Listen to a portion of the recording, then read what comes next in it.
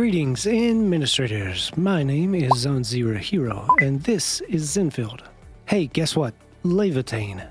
She's the first limited character to drop outside the original cast of operators, and she may look familiar to some OG Arknight fans in the form of Surtur. But she's not the same character, oh no, she's much better. In this video, we're going to explore her fiery goodness by breaking down her kit and gameplay to learn how to make numbers big on Arknights Endfield. Laevatain is a 6-star operator. She is a striker class that uses the heat element and a sword type weapon. The main stats that you'll want to focus on for her are intellect first and then strength. Her talent, called Scorching Heat, is the most important thing to understand about her kit. Generally, her entire playstyle revolves around it. It's basically a stack and burn system, pun intended. Whenever your controlled operator does a final strike, aka the last hit in a combo, or a finisher, aka the first basic attack after the enemy's stagger bar is completely filled and then breaks, Laevatain absorbs all heat infliction stacks on nearby enemies and keeps up to 4 of those stacks for herself, giving her the status Melting Flame. Reaching 4 stacks of Melting Flame gives her heat resistance ignore for 20 seconds, and powers up her next skill. She also gains heat infliction stacks from enemies that died during battle. So she's good at big heat damage. But she's a striker class, and a main attacker, which means she's not great at applying status effects to the enemy or providing general support to other teammates.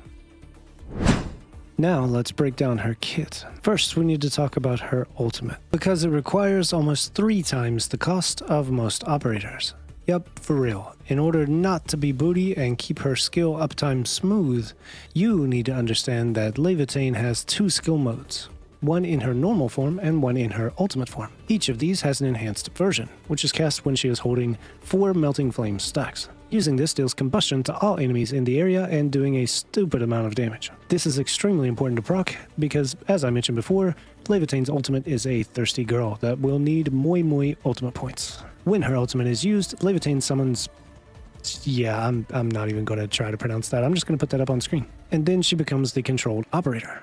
For a certain duration, her basic attacks are enhanced, and the whatever strikes again together with Laevatain, with each attack dealing heat damage. Also during this time, the 3rd hit of her basic attack combo will apply heat infliction. Because of the huge AoE on her 3rd attack, you can quickly apply heat infliction to basically all enemies on screen and get those spicy heat stacks that she loves to do big numbers.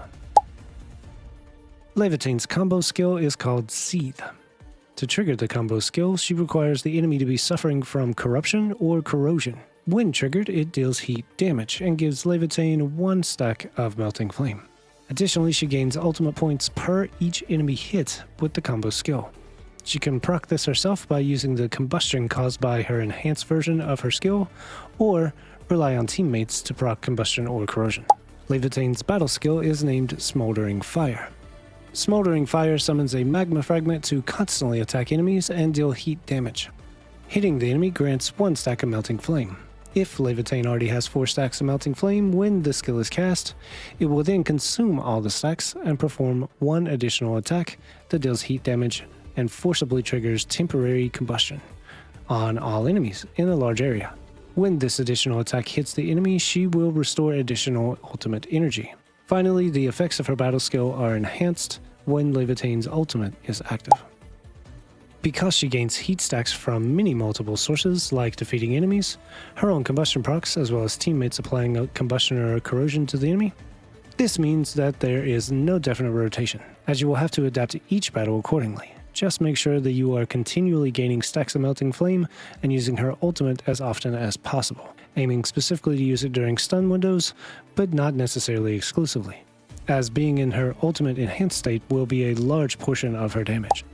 Now we're going to talk about Laevatain's gear. I have to throw out a small disclaimer here. Of course, the gear mentioned in this video will be subject to change due to the timing of this video's release being before the launch of the actual game. However, the stats covered in this section should be solid even if the gear sets end up being changed a little later on.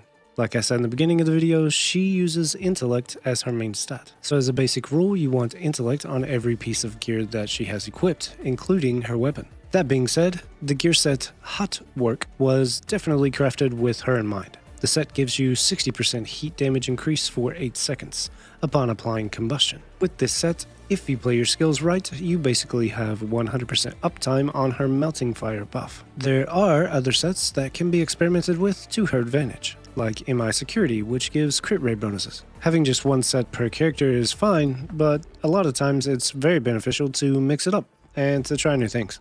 On the topic of weapons, Fireborn Scathe is her signature and of course her best in slot. It gives her everything that she needs: intellect, attack, heat damage increase, and on top of all that, when you cast her ultimate, you gain 75% attack increase for 20 seconds.